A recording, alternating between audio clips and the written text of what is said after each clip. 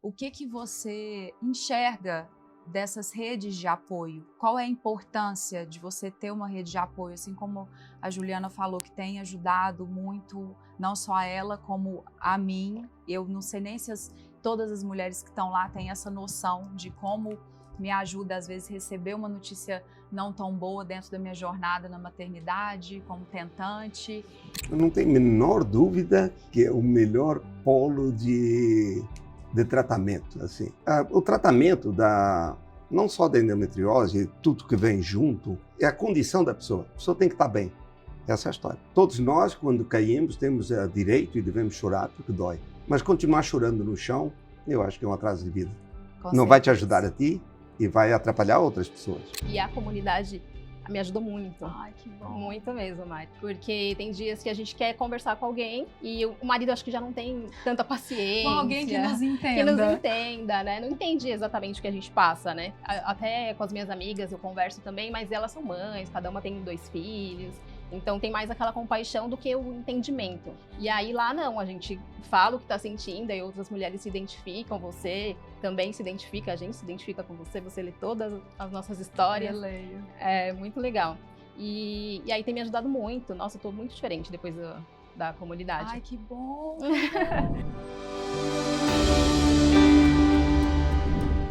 Olá, sejam muito bem-vindos a mais um episódio do nosso querido Basta Sentir, Maternidade, Histórias Reais. Hoje o nosso tema é endometriose, esse tema que é tão falado, tão perguntado por vocês, onde a gente tem as maiores dúvidas e por isso eu trouxe um convidado super especial, Dr. Duarte Miguel, que tem um currículo extenso, viu gente? Duarte do céu, médico especializado em cirurgia geral, ginecologia e obstetrícia, com certificado pela AMB e Febrasgo, tá tudo certo, né? Tudo certinho. Membro titular da Sobracil, possui expertise em ultrassonografia ginecológica e no tratamento da endometriose, sendo pioneiro em cirurgia laparoscópica minimamente invasiva e um currículo assim super extenso que eu poderia ficar aqui tecendo milhares de elogios ao Dr. Duarte, que é essa pessoa maravilhosa, que é meu amigo. Obrigada por ter aceito. Eu que agradeço, muito agradecido, convite. muito honrado, né, pela oportunidade. Obrigada Também. mesmo.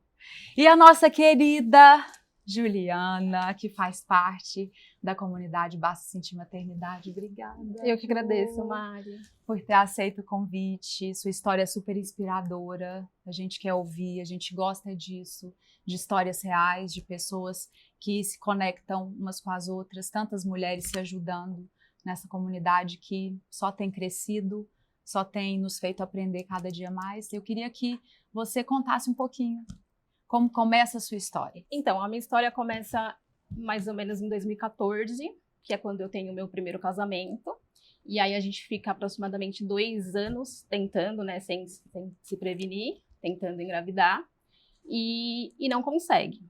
Aí passou mais ou menos 1 ano, a gente se separou, eu fiquei solteira para 5 anos mais ou menos, e já fiquei com aquela dúvida, né? Eu acho que eu tenho alguma coisa, porque eu fiquei um tempo casada. Quantos anos você tinha? Eu tinha 30 mais ou anos. menos, isso. E a mais solteira a gente não fica procurando porque a gente não quer engravidar, né? Sim. Então eu não pesquisava muito, não me aprofundava muito no assunto, não fazia muitas perguntas para os médicos, mas tinha aquela dúvida na cabeça, né?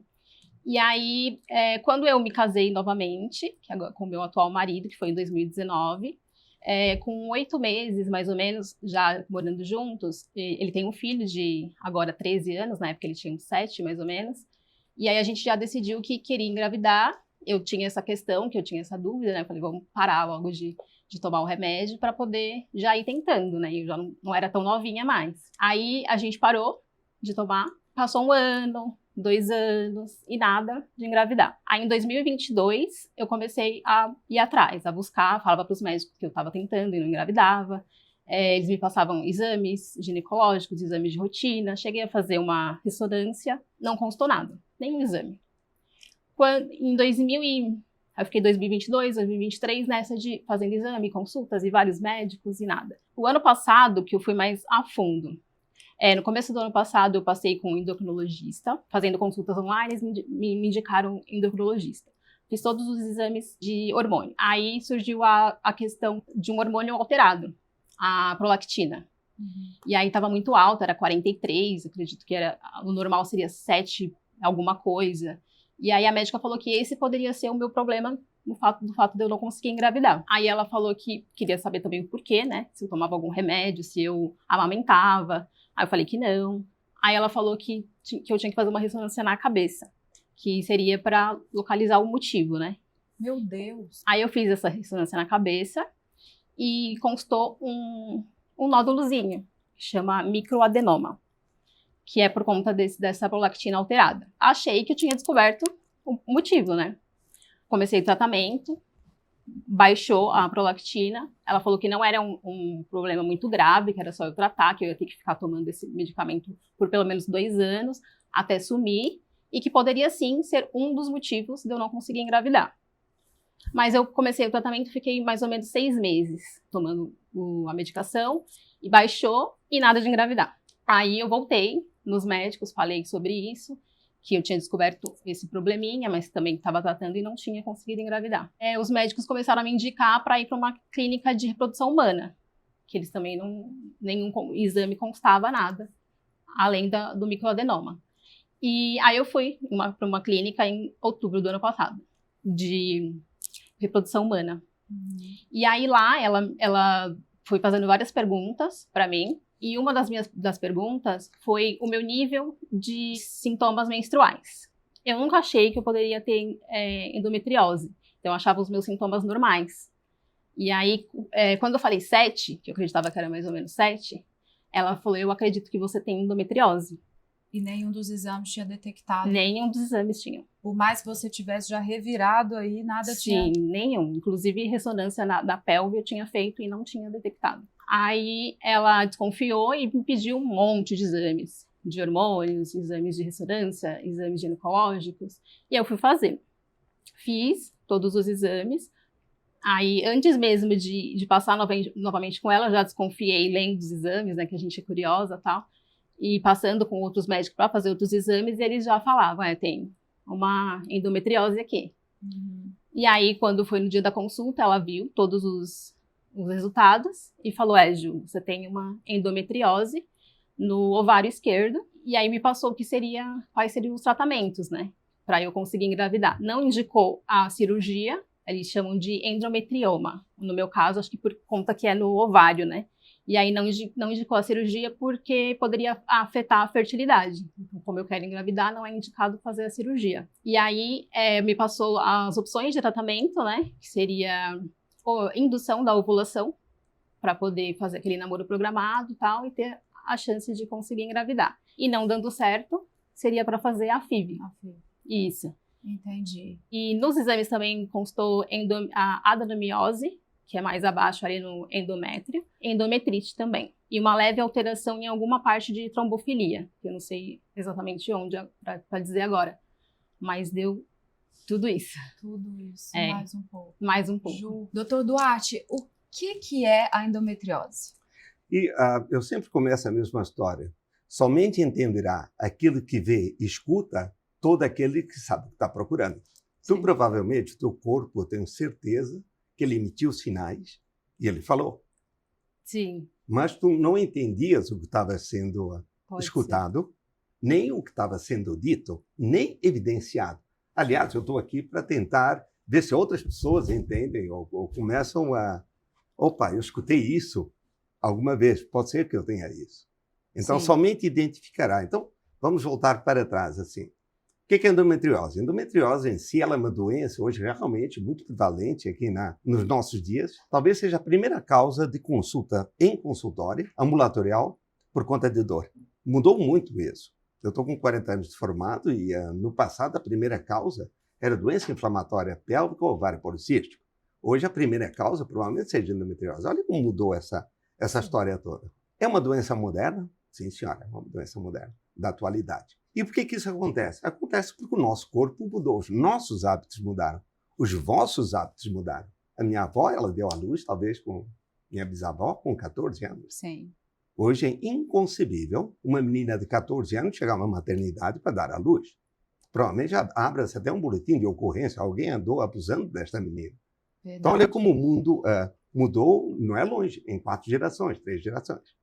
Então, voltamos para cá de novo. O que é endometriose? A palavra endometriose, vocês só vão conseguir entender se usarem a palavra inflamação. A maioria das pessoas quer explicar, não, é a camada interna do útero, que está fora do útero, e que depois todo mês também menstrua, não tem para onde sair, e aí isto é endometriose. Não, isto não é endometriose. Isto é a causa da inflamação. Então, toda mulher endometriótica, né, ela está inflamada. E tudo começa por aí. É uma doença que ela se apresenta, ou exterioriza, para as pessoas poderem entender, pela regra, basicamente, dos 5 Ds. Primeiro D, que começa com D, é um termo médico, é chato, mas chama-se dismenorreia. Quer dizer que dor ou desconforto no período menstrual. Segundo D, que se chama disquesia. Disquesia quer dizer o quê? Evacuação dificultosa sofrida no período menstrual. Terceiro D, que é muito prevalente, chama-se dispaurenia de profundidade. Dor em atividade sexual, especialmente na penetração profunda. Isso quer dizer o quê? Na posição de 4 opôs ou outra qualquer posição onde o órgão genital pênis consiga empurrar lá no fundo. Terceiro D. E o quarto D é dificuldade em gestar. Veja bem que eu estou falando de dificuldade em gestar e não estou falando em dificuldade somente em engravidar. Com endometriose elas conseguem engravidar, algumas delas, a probabilidade cai e o pré-natal torna-se um pré-natal eventualmente de um risco maior. Olha quantas coisas eu falei aqui. Então a mensagem assim do que é endometriose é uma inflamação. Sim. Não sei se deu para captar uma doença inflamatória mediada por anticorpos anti-endométrio, contra o endométrio, que é essa célulazinha que deveria estar só dentro da casinha. O útero é o órgão mais otimista que existe. Todos os meses ele acha que vai vir um ocupante, um visitante. Então ele deixa a cavidade uterina que nem um brinco. Ele limpa tudo. Para isso. Isso, limpa tudo. Endométrio velho, que seria um lençol, cobertor, vai sair. Limpa tudo. E nessa limpeza, ou seja, as células que estariam produzindo, digamos, o endométrio, que é o local, ou colchão, onde, digamos, o bebezinho estaria se implantando, ele é descamado e sai. É o que se chama de menstruação. Então, resumindo, célula endometrial forma o tapetinho, ou o colchãozinho, e espera, otimisticamente, esperando o ocupante. O ocupante não vem, descama e se exterioriza. Por N motivos, uma célula dessas saiu da camada interna do útero e pode ir para qualquer lugar. Acredita-se muito que tenha saído atrevidamente pela trompa e caído na cavidade abdominal. E em qualquer lugar da cavidade abdominal. Temos líquido dentro da barriga. Ao cair no líquido, o líquido anda no sentido horário, ela poderia se implantar em qualquer lugar.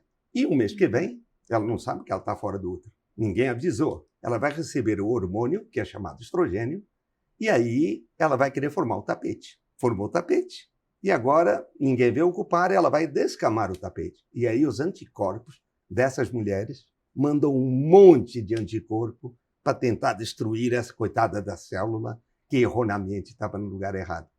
Então, este processo inflamatório chama-se endometriose. E o que faz ela crescer? Estrogênio. E aí ela vai ocupando outros órgãos. Não. Quando ela se implanta, aí existe algum motivo que deixou que esta célula vingasse. Por exemplo, se eu puser um feijão aqui, ele não vai vingar. Porque aqui não tem terra. Sim. Mas se existir um X de mutação desse feijão chato, ou ele poderia eventualmente vingar. Esta célula jamais poderia vingar dentro da cavidade abdominal.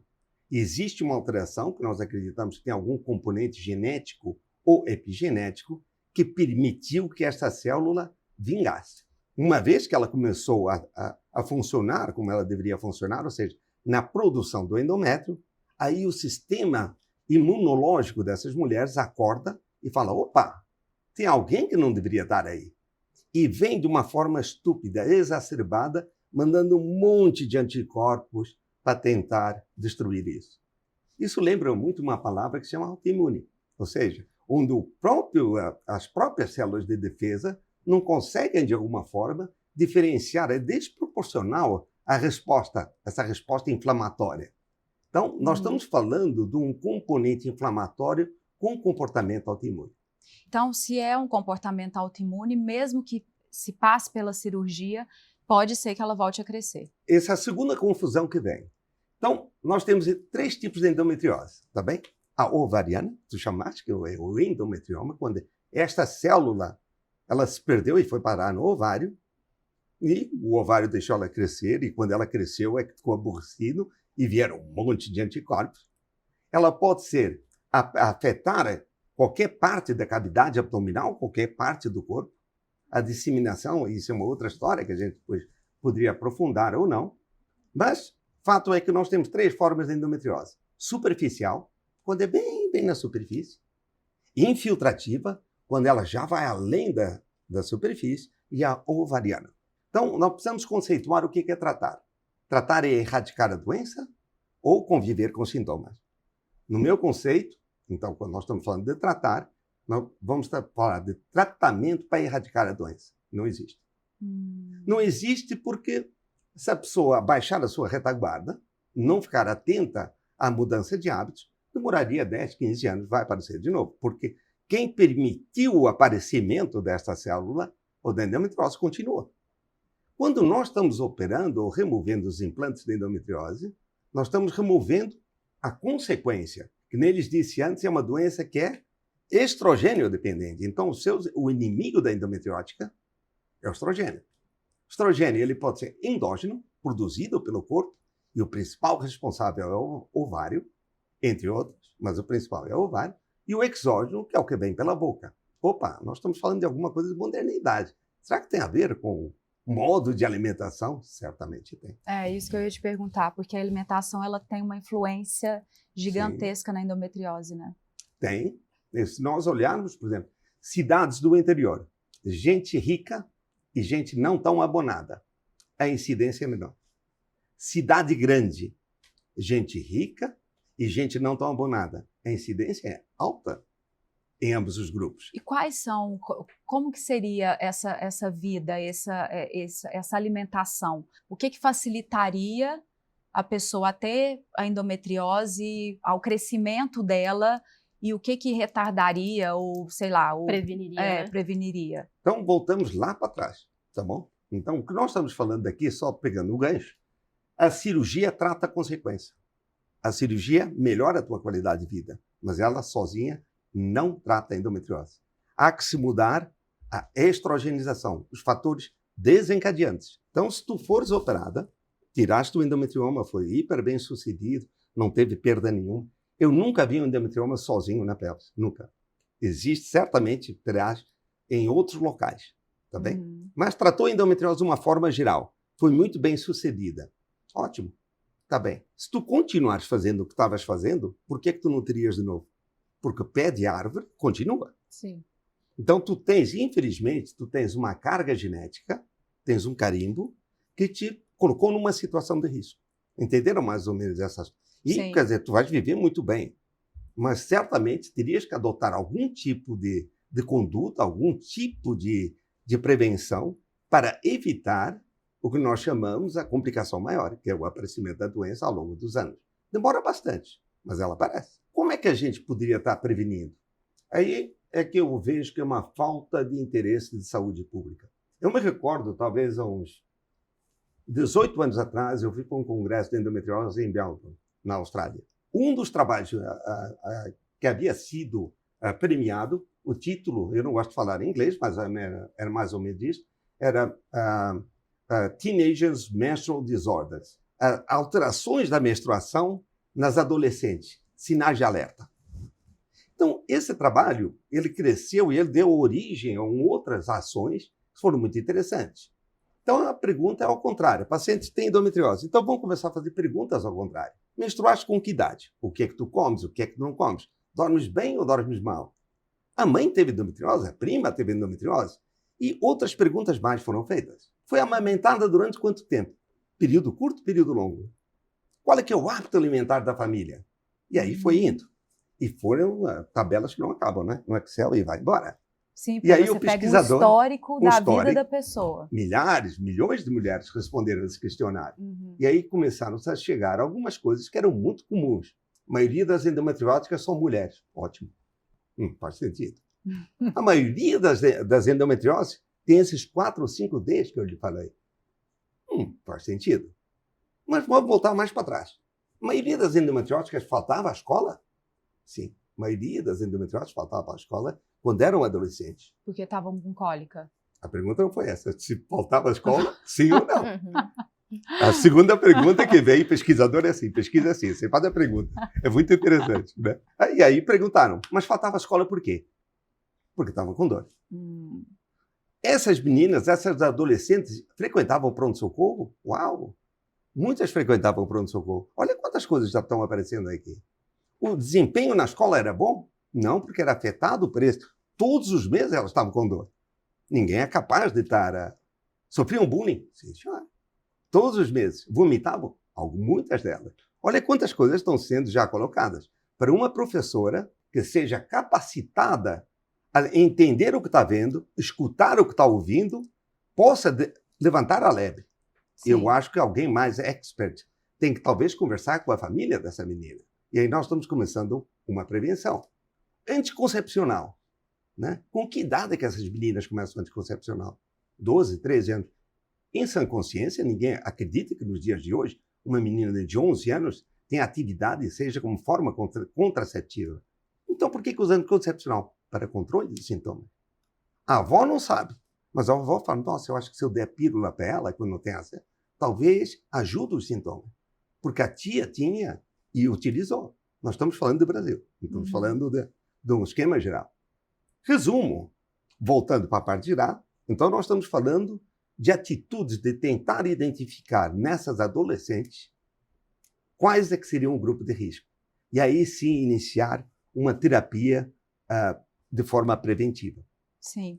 E você disse, eu sei também, acho que até pelo histórico familiar, que eu me lembro, quando eu era criança, a minha mãe, ela tinha muitas dores, ela tinha uma cólica que ninguém descobria o que ela tinha. Sim. E ela reclamava dessa dor com frequência.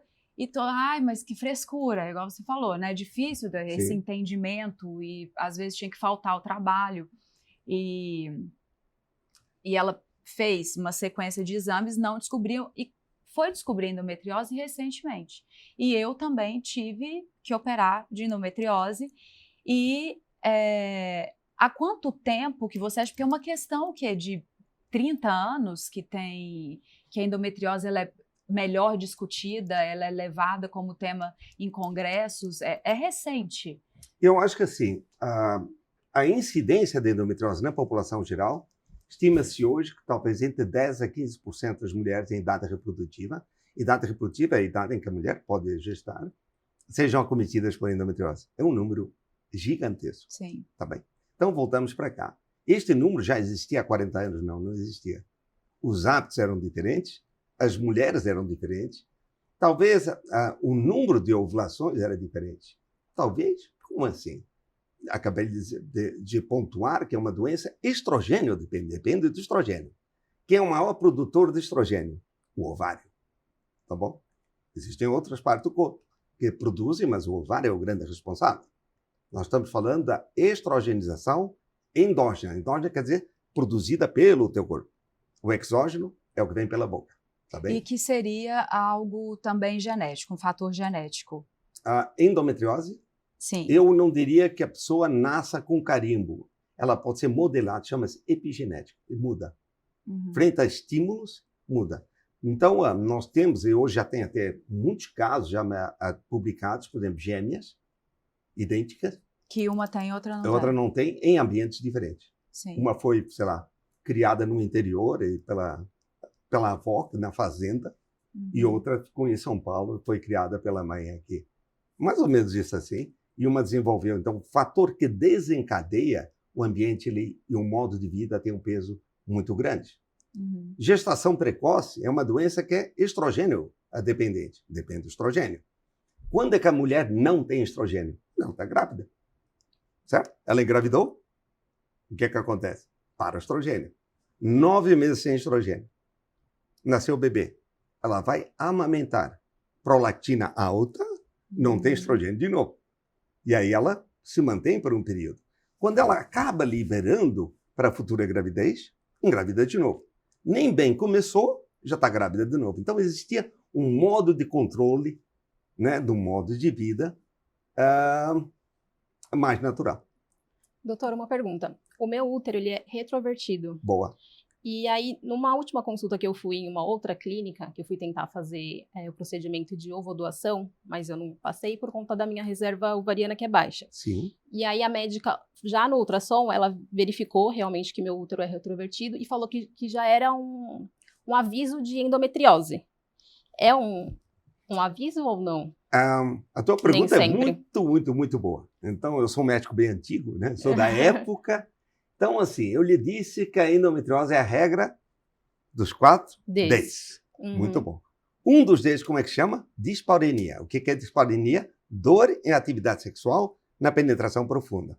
Então, nós temos a cavidade vaginal, nós temos o útero, ele pode estar retinho, pode estar para trás, quer dizer, a bundinha dele para trás, ou pode estar para frente. O útero retrovertido, quer dizer, com o final da vagina, tem contato com ele. Sim. Então, veja, mulheres com útero retrovertido em penetração profunda costumam ter desconforto. Sim. Isso não é endometriose. Mas a tua pergunta é boa, porque exista talvez uma maior incidência de endometriose em úteros retrovertidos. Por que será isso? Então, temos que pensar de novo na célula que saiu do útero. Essa célula foi programada para sair por ali, pela porta, reto. Straight ahead, não tem problema. Se o útero está meio virado, ela vai ter dificuldade em sair. Nós chamamos obstrução de saída. Então, para sair o endométrio tem dificuldade, porque está retrovertido. Aí o que o útero faz? Espreme para vencer a obstrução. O útero é uma cavidade que tem 3 comunicações. Uma para a vagina, uma para a trompa esquerda, que se comunica com o abdômen, uma pela trompa direita, que se comunica pelo abdômen. Quando aumenta a pressão dentro, parte sai realmente por lá, mas aumenta o trauma e o refluxo. Entendi. Entendeu? Então, mulheres com retroversão uterina, realmente, como outras anomalias, que nós chamamos de mullerianas, anomalias de formação, onde exista digamos, algum grau de comprometimento de saída mais fácil do endométrio, tem uma incidência maior de endometriose. Então não que a retroversão seja a causa única, né? Porque tem outras causas de saída, tá? Mas tem que ter um componente. Né? É um dos fatores desencadeantes. Entendi. Mas tem que ter, digamos, uma alteração imunológica que permitiu que esta célula que caiu aqui vingasse. Senão ela jamais poderia ter vingado. Ela vingou. Então, a pergunta é, tu tens alguém na tua família que tenha alguma história de dor ou de endometriose? Não tenho. A minha mãe, ela tem também o útero retrovertido. A minha irmã, acredito que também, porque a nossa cólica, ela é atrás, né? Uma dor na lombar. Mas não tem histórico de endometriose, ninguém. Nem a minha avó, nem minhas tias. Que eu saiba, não. É muito comum, então, mulheres que têm na família endometriose têm um carimbo 8 vezes mais chance. Olha que coisa. Nossa. É um número elevado. E aí nós voltamos para trás de novo na escola. Então nós temos a professora que está vendo a menina que está ficando branca, que está faltando da escola, que está vomitando, está indo para a enfermaria, está voltando. Ela tem que começar a entender o que ela está vendo. Sim, por isso que a informação é tudo. E por isso que tu estás aqui me fazendo as perguntas, né? O que é muito louvável. Aliás, eu aceitei, quer dizer, muito lisonjeado, porque eu acho que faz parte de todos nós que estamos aqui, contar a história para que se possa mudar o curso, quando possível, ou eventualmente abreviar sofrimentos. Com toda certeza. E esse realmente é o tema mais conversado, mais pedido ali dentro da comunidade, da plataforma, é sobre a endometriose, porque a maioria das mulheres que estão lá sofrem de alguma forma com a endometriose. Ou não conseguiram ter filhos por conta da endometriose. E como você mesmo disse, esse histórico ele muda ao longo dos anos, porque Hoje a mulher, a partir do momento que ela vai para o mercado de trabalho, ela quer ter filho mais tarde, ela quer fazer sua vida, ela quer ter essa independência financeira mais cedo para depois construir essa família, e com isso nosso corpo ele não anda, né? Essa parte onde a gente realmente vai gerar uma vida, ela não dança conforme a música, né? Não acompanha o que a gente como assim, quer. Mariana, você está com 35 anos lá atrás, o que eu escutava das pessoas, você é muito nova, nem precisa. Aí, doutor Duarte, Mariana, vamos olhar para isso, porque é isso, é você ter essa consciência, né? E a gente conscientizar também, como você disse, não só as escolas, mas as mulheres que estão vendo para orientarem as suas filhas, ou mesmo a si próprias, dentro dos 4Ds, dentro de todo um histórico, às vezes, familiar, até mesmo na alimentação. É o que você está colocando ali que pode reagir, como é que seu organismo vai reagir àquilo, o que você coloca para dentro, o que você consome. Eu acho de extremo valor assim, essa nossa conversa. E você é um dos pioneiros na cirurgia robótica, né, na laparoscopia. Eu tenho uma curiosidade, que em algum momento que você estava ali com o robozinho, passeando, e uma mulher que tinha um histórico de endometriose apareceu no exame, pode ser que tenha algo ali no momento da cirurgia mais escondido e que tenha que ser retirado? Como que vem não essa situação, mas essa decisão? Sim. Então, assim, a decisão de como tratar, como foi discutido com ela, é muito variável, depende de quem faz, como faz e onde é que faz. Então, não se pode colocar tudo no mesmo saco. Sim. Tá bem? Eu venho do hospital público. Então, eu sei muito bem as dificuldades que você tem, os heróis que lá estão. E não dá para comparar, por exemplo, o meu tipo de cirurgia, quando eu estava em hospital público, numa mesma plataforma, e o meu tipo de cirurgia em clínica privada, são totalmente diferentes. Os desfechos são totalmente diferentes, porque as ferramentas são muito diferentes. Entendi. O médico é igual, as ferramentas são diferentes.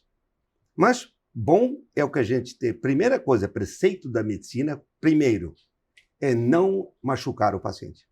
Esse é o primeiro preceito da medicina. Jamais eu posso fazer uma coisa que conscientemente venha a machucar mais do que ajudar. Essa é a ideia. Tendo a ferramenta, eu acredito hoje que a gente consiga remover muito mais doença. Então, história da tecnologia robótica. Eu sou laparoscopista, eu me lembro, talvez um dos primeiros 10 equipamentos de São Paulo de laparoscopia foram meus. Eu tinha $100 mil para terminar a minha casa. A minha esposa é médica, parceira, e nós tínhamos um acordo que esse dinheiro não podia ser mexido. Quando apareceu a história, eu fui no congresso. Você comprou? Não comprei, mas eu cheguei em casa com um sorriso no rosto e ela rapidamente enfurecida falou, aqui não. Mas depois de muita lábia, eu acho que eu tenho uma boa lábia, e nós acabamos adquirindo a laparoscopia, o equipamento. E começamos a operar por magnificação e por câmeras pequenas. À época lá, a endometriose já existia, mas não era tão prevalente, digamos assim. Existia uma limitação na doença. Eu sempre tenho o preceito na minha cabeça, jamais, conscientemente, eu posso fazer mal à paciente. Ela está com endometriose, está bem. Se não conseguir remover, infelizmente, é o limite, ou é o que nós temos. Não consigo, né? Agora, quando eu tenho uma ferramenta melhor, talvez eu consiga remover e dar mais segurança à paciente.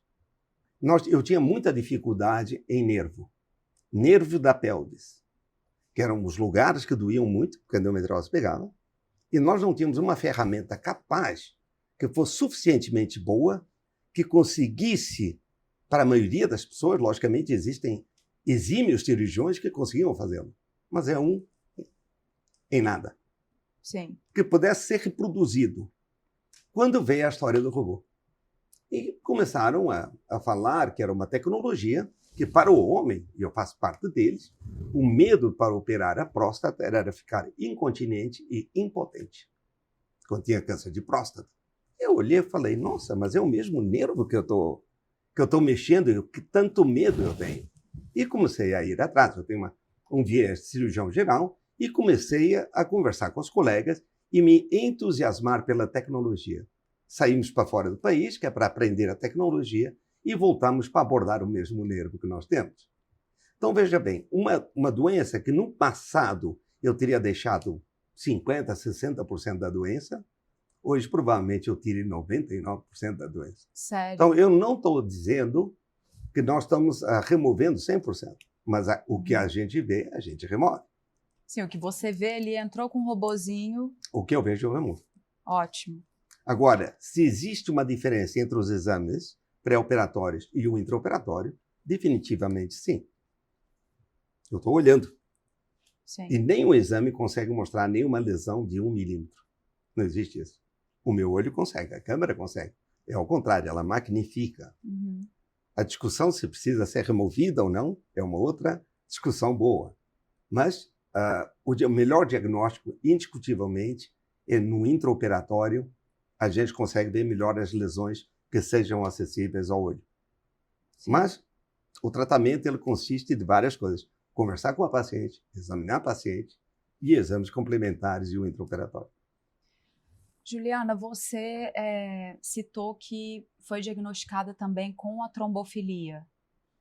Sim, em um dos exames de trombofilia teve uma alteração. Eu não sei qual exatamente, para te dizer agora, mas teve uma alteração que aí eu estou tratando justamente para quando eu gestar não ter o risco de aborto. E você e seu marido estão agora, que você disse, no namoro programado. Isso, eu estou tratando a endometrite agora. Sim. Aí, terminando de tratar, vou fazer uma esteroscopia. A endometrite é com antibiótico, não é? É com antibiótico. Sim. Isso. E aí, ele também, né, toma antibiótico, eu também. E aí, a gente finalizando, estando tudo certo no exame da esteroscopia, a gente vai começar o tratamento da indução da ovulação, para poder tentar. Aí, não dando certo, que a gente vai passar para a FIV. Duarte, todas Tu estás essas... com que idade? Desculpa. Eu tô com 35. Tá bem. Eu comecei a tentar com 25. Eu falei errado pra você. Com 30, na verdade, com o meu atual marido. Sim, mas você começou há 10 anos. Exatamente, há 10 anos. Você tenta há 10 anos. Isso. Duarte, existe uma relação entre endometriose, endometrite, qualquer outro, adenomiose, Isso. são tantos oses, e Então, a trombofilia. Existe sim. uma relação com tudo isso? Existe. Então, o que é que nós sabemos hoje? Então, nós precisamos primeiro conceituar. Qual é a diferença de endometriose e adenomiose? É uma boa pergunta. É a mesma doença, gente. É o local, né? Se pega no útero, no meio do músculo, também chama-se adenomiose. Se é fora do útero, essa célula que deveria estar na casinha só, né? No quartinho, na sala, para recepcionar um novo habitante, né? Ela não está lá, ela está fora, está no músculo ou um pouquinho mais para fora. E ela, de igual forma, ela não sabe que está fora do lugar. Então, todos os meses, com o estrogênio, ela vai proliferar e formar o que a gente chama o endométrio. E aí vem os anticorpos e falam, o que você está fazendo aqui? E atacam. Entenderam bem? O mecanismo é igual. No útero, adenomiose. Fora do útero, endometriose. Entendi. E a trombofilia nesse caso todo? O que quer dizer trombo? É alguma coisa que anda. Né? Um coágulo que anda. Tá bem? Porque deve ter, ou estar grudado, ou ele está andando pelos caminhos do corpo. Que são os vasos. Trombofilia. Quer dizer, uma mulher ou um homem, tanto faz, que seja amigo de trombo. Amigo de trombo forma muito trombo. Quando é que nós formamos trombos? Nós formamos trombos e existe um cientista, um pesquisador, olha quanto tempo se fala disso. Chama-se Rudolf Virchow. 1834, eu acho que é isso. Tá? Ele fez uma tríade. Olha quanto tempo, é 1800, hein? Chamava-se, para ter trombo, tem que ter estase, o sangue tem que estar parado. Mais devagar. O sangue ele flui a 100 km por hora. Não é isso, mas para vocês entenderem. Se tiver alguma coisa que dê um congestionamentozinho, é uma das bases da tríade de Virchow. A segunda, que nós chamamos, é crase sanguínea. Crase, O sangue, ele é muito certinho. Ele tem X de anticoagulante com X de coagulante e está tudo certinho. Qualquer coisa que mexa nessa mistura, nessa alquimia, poderia vir a formar um coágulo, que é a segunda. E a terceira, que se chama, é lesão endotelial, ou seja, trauma no vaso. Então, quando eu tenho um machucado no vaso, a natureza fala, opa, eu preciso estancar isso daqui, senão vai morrer com uma hemorragia. Ele libera as informações e forma-se o coágulo. Duas dessas tríades formam o coágulo. Entenderam Sim. bem? Olha de quanto tempo. Então, trombofilia é uma pessoa que tem uma formação, que tem maior chance de formar coágulos. Se o coágulo está quieto, vai dar repercussão no lugar. Entupiu a veia da perna. O sangue não consegue voltar, fica com a batata da perna grande e tem muita dor. Agora, este coágulo ele se soltou. Ele caminha por esta avenida e vai parar no pulmão, que são os dois lugares mais frequentemente, e entope uma parte do pulmão. E aí tem toda a repercussão. Então, nós estamos falando de pessoas que tenham probabilidade de ter o que se chama, é um tromboembolismo venoso, ou seja, coágulos no sistema venoso. Que tem uma predisposição de desenvolver esses coágulos. Tem gente que tem gente que já nasceu com carimbo, chamadas as trombofilias hereditárias, geneticamente já nasceu com esse carimbo. Tem gente que tem, naquele momento, foi desencadeado, um exemplo típico. Adquirido, e ele pode ser permanente ou pode ser temporário. Exemplo típico. Eu vou operar alguém. Todos os dias eu dou anticoagulante. A minha paciente que faz cirurgia da pelvis é um fator trombofílico, trombogênico. Ela recebe alta com anticoagulante. Por quê? Porque eu sei que ela tem maior chance de soltar um coágulo. E com isso, além da deambulação e outras coisas mais, ela teria uma maior chance de ter uma trombose. De ter uma embolia. Uma embolia. Sair o coágulo, passear e parar em algum lugar. Uma trombose. Sim. Então, trombofilia quer dizer o quê? Amigo de trombo. Endometriose pode dar, existe uma maior incidência de endometriose, quer dizer, se as pacientes portadoras de endometriose têm uma maior incidência de trombofilia, estatisticamente falando, a resposta é sim. Mas eu não sei se é por conta da própria endometriose ou se é por conta da palavra que eu falei que se chama inflamação. Entendi. Não, exemplo típico. A pessoa estava com Covid. O que se fazia? Heparina. Porque podia formar coágulos. Por causa da inflamação. A pessoa está com uma pneumonia, está acamada. Pode entrar no hospital. O que o médico vai fazer? Heparina.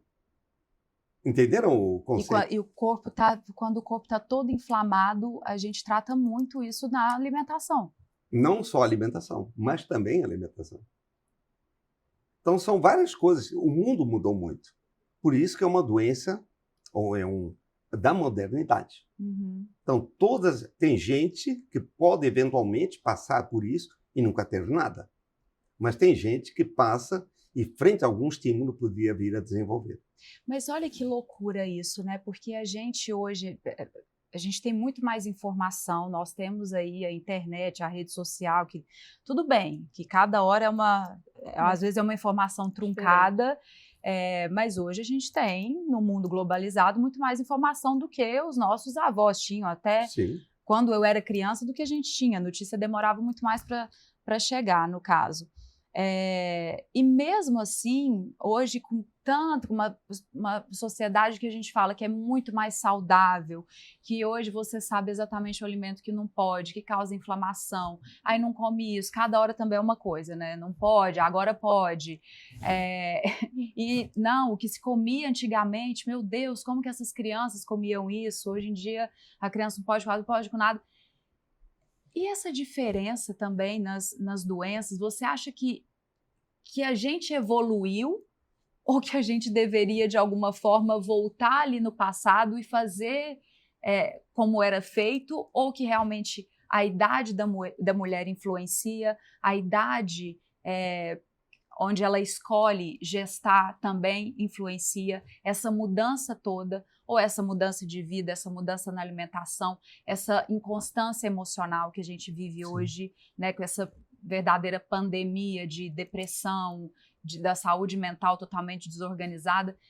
Como é que você vê e enxerga essas condições no mundo de hoje para o mundo no passado? A minha visão é basicamente assim. Eu vou mostrar. Com que idade é que, sei lá, a minha avó deu à luz? A minha bisavó foi mãe. Com 14. 14, 15 anos. Quantos filhos é que ela teve? Uma penca. Tá bem? Então, o corpo da mulher não foi feito para gestar num período mais tardio. De igual forma, também não foi feito Tanto para é ser... que a gente menstrua com 11 anos, 10 Sim, anos, né? Não foi feito para ser bombardeado por esse número de ovulações. Uma mulher, talvez a minha bisavó tenha ovulado 100 vezes. Mulher de hoje, se nada fizer, vai para 400. Sim. Então, é a mesma coisa. Então, algum preço se paga nisso. Veja bem, nós não estamos só falando de qualidade embrionária, não está falando nada disso. Nós estamos falando do número de eventos que tem. Então, existe um bombardeio no corpo que ele existe hoje, nós estamos entendendo isso. Só que nada está sendo feito. Todos nós, mesmo com condições ou sem condições, nós estamos sempre com pressa. Né? O que comeste hoje? Comi alguma coisinha agora aqui, outra lá. Sim. Então, não existe um tempo, não é só sentar e ingerir. E nós estamos sempre muito... E quanto mais o mundo, entre aspas, ele evolui nas suas facilidades, ele também evolui para que o corpo se acostume. Então, o teu corpo não foi programado para isso. E ele acaba sendo exposto para aquilo. Então, nós estamos expostos a muitos produtos nos dias de hoje. Não tem menor de alérgico. Todos nós estamos aqui inflamados. Mais ou menos. E aí vem toda essa cascata. Sim. Então, a mulher endometriótica, ela é inflamada.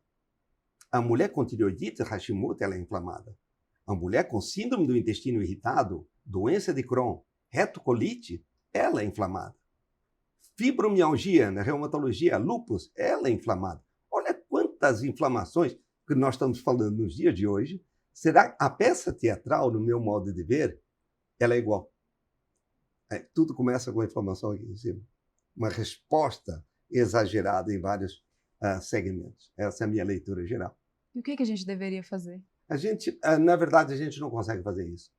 Não consegue por que causa... que a gente consegue fazer? Não Nada, consegue. né? Nada. Não, tem que tentar minimizar a projeção de danos, né? Então, tipo de alimentação, escolher. Então, fazer a sua parte. Do mesmo jeito que eu vou a um restaurante, eu sempre fico olhando a cozinha. Alguém quer saber de onde é que vem o frango que estão comendo? Nunca vi. A pessoa chega lá e pega. Alguém quer saber da carne? De onde é que vem? Hoje os países, entre aspas, mais desenvolvidos, de poder econômico maior, eu detesto a palavra mais desenvolvida ou menos, mas de um poder econômico, eles levam muito em consideração de onde é que vem.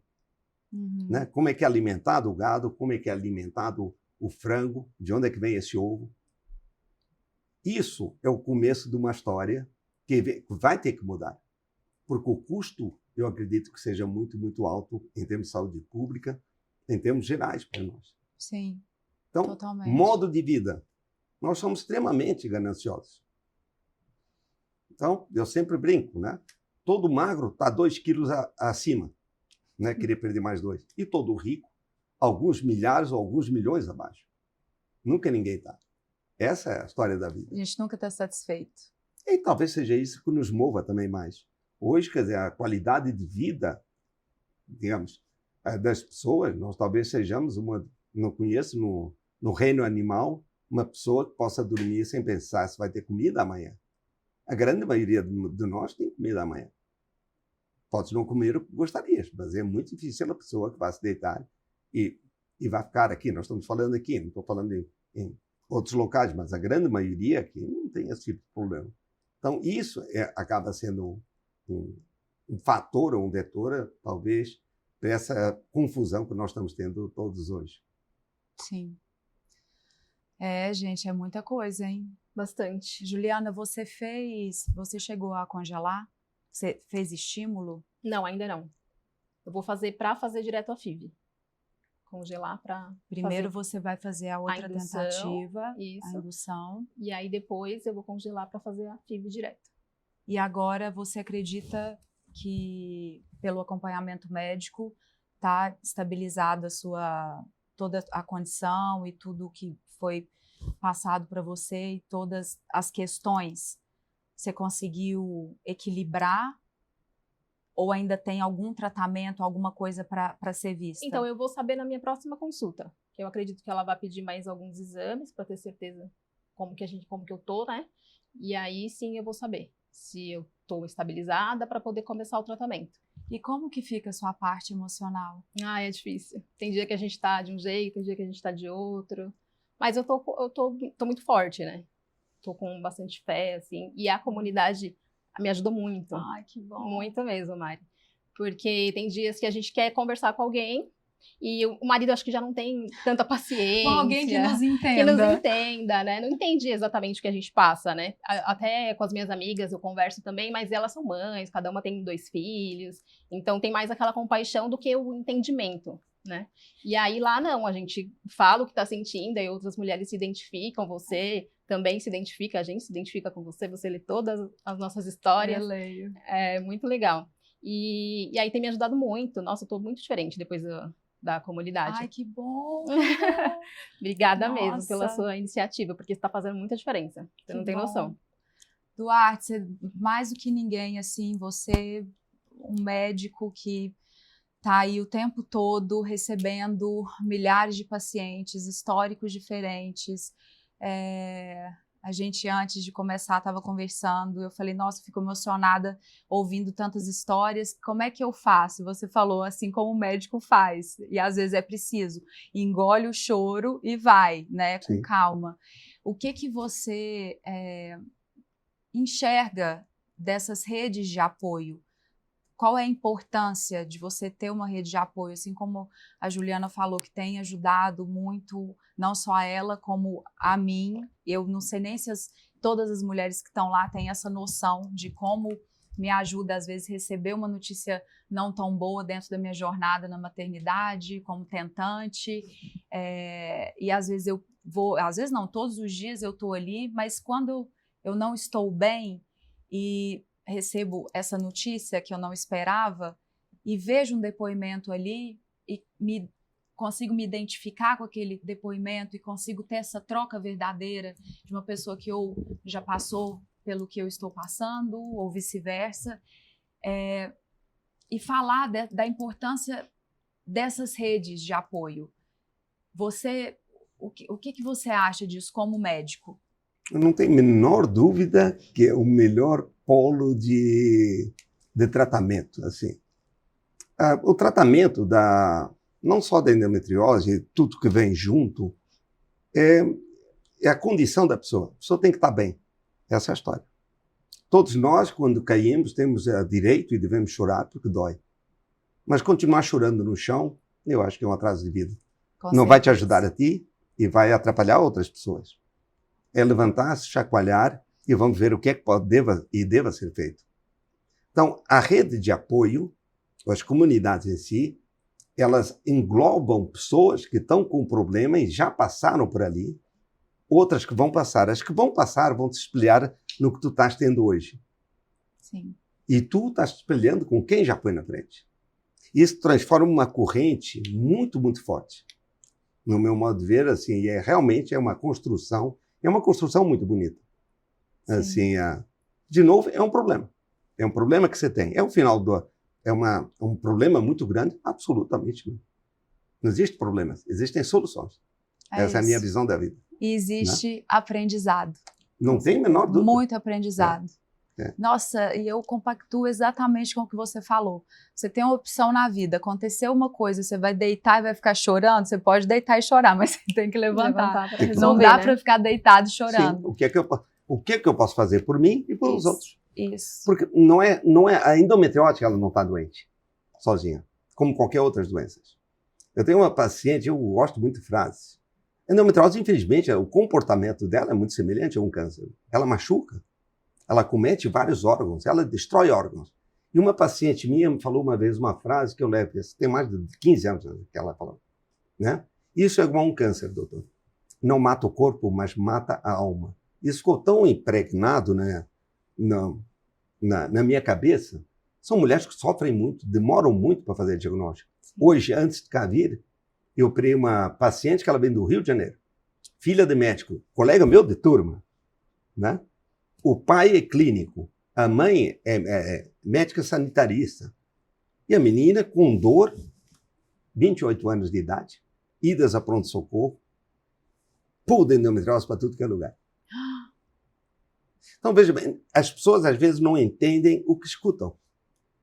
E nós estamos ponderando exatamente isso. Uhum. Numa comunidade, alguém já vai falar, opa, eu escutei isso. Dá uma olhada nisso daqui. Nisso, no sinal. Pode comprar ou não comprar a ideia, mas alguém vai te alertar. E sim, olha, totalmente. Caminho, acho que não aconteceu bem assim comigo, ou aconteceu bem comigo assim. Isso te dá muita força. Tem uma probabilidade de 10% de dar certo. Eu dei certo.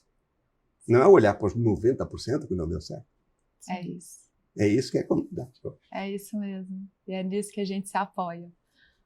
Muito obrigada. Obrigado. Obrigada, Duarte.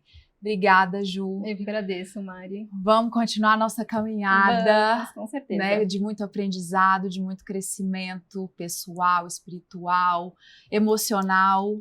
E estaremos juntas. Com certeza. Duarte, obrigada, meu bem. Imagina, eu que agradeço vez. Aqui. Ó. É uma honra. E sempre bem-vindo. Obrigado. Já você de volta. Também, isso é uma honra.